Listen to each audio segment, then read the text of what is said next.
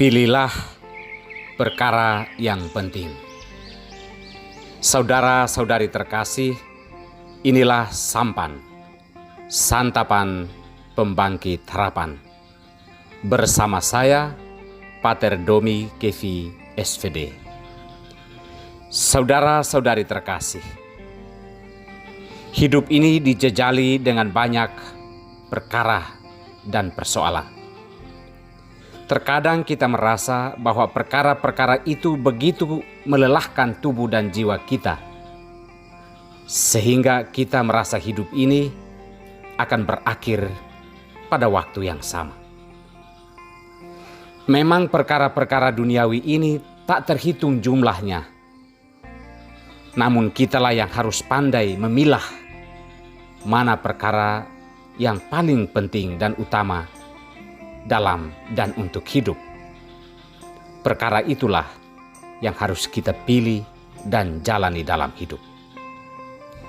Saudara-saudari terkasih, Paulus ketika belum mengenal Tuhan Yesus, ia memiliki banyak perkara yang harus diselesaikan, termasuk membinasakan orang-orang Kristiani, para pengikut Yesus. Di tengah pergumulannya dalam perkara-perkara adat istiadat yang tidak ia mengerti esensinya, Yesus memperkenalkan dirinya kepada Paulus dalam sebuah penglihatan. Di saat itulah Paulus mengalami perubahan hidup yang luar biasa dan tidak dimengerti oleh banyak orang. Namun Paulus sedikit pun tidak meminta pertimbangan manusia dan langsung mengikuti Yesus. Bagi Paulus, meminta pertimbangan manusiawi itulah hasilnya bahwa membunuh, mengejar, membinasakan, iri hati, dan saling bersaing menjadi perkara yang harus dijalani dalam hidup.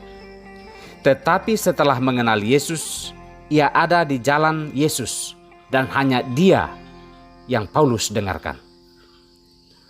Maria, saudara Marta, juga menunjukkan sebuah perkara sederhana dalam hidup. Namun itulah yang terpenting, yakni duduk di depan kaki Tuhan setiap waktu untuk mendengarkan Dia. Antara Paulus dan Maria ada sebuah pilihan yang sama, yakni mendengarkan Tuhan Yesus sebagai perkara utama dalam hidup.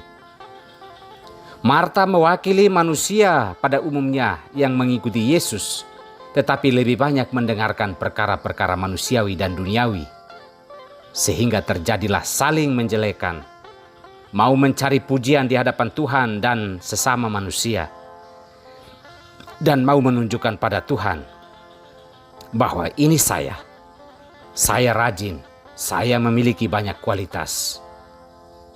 Saudara-saudariku terkasih, Tuhan tidak membutuhkan penegasan diri kita tentang siapa diri kita, karena tanpa itu juga Ia adalah Allah yang Maha Tahu. Yang penting dan harus kita lakukan adalah selalu memiliki waktu untuk mendengarkan Tuhan, agar apapun yang kita jalani di dunia ini